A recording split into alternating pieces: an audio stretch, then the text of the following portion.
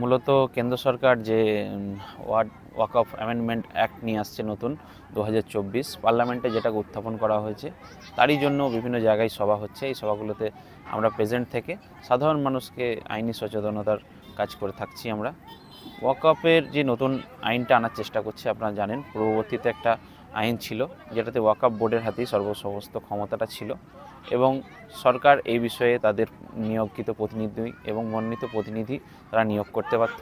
এর মাধ্যমে কিন্তু ওয়াকফ বোর্ডটা পরিচালনা হতো। এইভাবে মোটামুটি সরকারি হিসাবে লিস্টেড প্রপার্টি সরকারের কাছে পুরো ভারতবর্ষে 9,40,000 একরের বেশি সম্পত্তি রয়েছে এবং আনলিস্টেড প্রপার্টি সমস্ত মিলে আনুমানিক 15 লক্ষ একরের বেশি সম্পত্তি কিন্তু পুরো ভারতবর্ষে ওয়াকফ প্রপার্টি রয়েছে।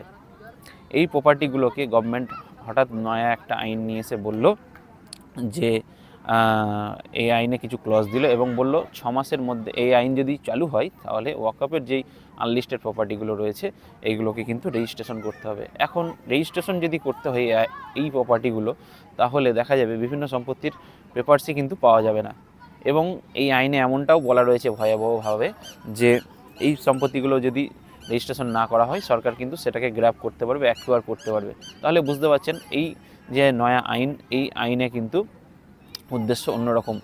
আসলে ওয়াকফ সম্পত্তিকে জবরদখল এর উচ্ছেদের নাম করে, সুরক্ষার নাম করে কিন্তু একটা সরকারি যে অগ্রাসন এবং সরকারি যে অ্যাকুইজিশন, এটা কিন্তু তারা চালাতে চাইছে।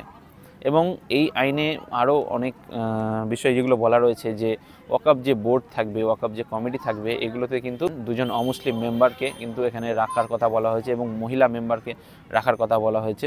আপনারা কি কখনো শুনেছেন মন্দিরের কোনো ট্রাস্টি কমিটিতে কোনো মুসলিম মেম্বার দ্বারা পরিচালিত হবে? এটা তো হতে পারে না। এটা একটা ব্যক্তিগত জিনিস, পার্সোনাল লয়ের মাধ্যমে গাইডেড হয়।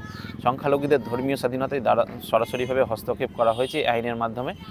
এবং এই আইনের আরও পূর্ববর্তী যেই ওয়াকফ বোর্ড ছিল, এই ওয়াকফ বোর্ডের ক্ষমতাকে পুরোপুরি ছেঁটে দেওয়ার কথা বলা হয়েছে।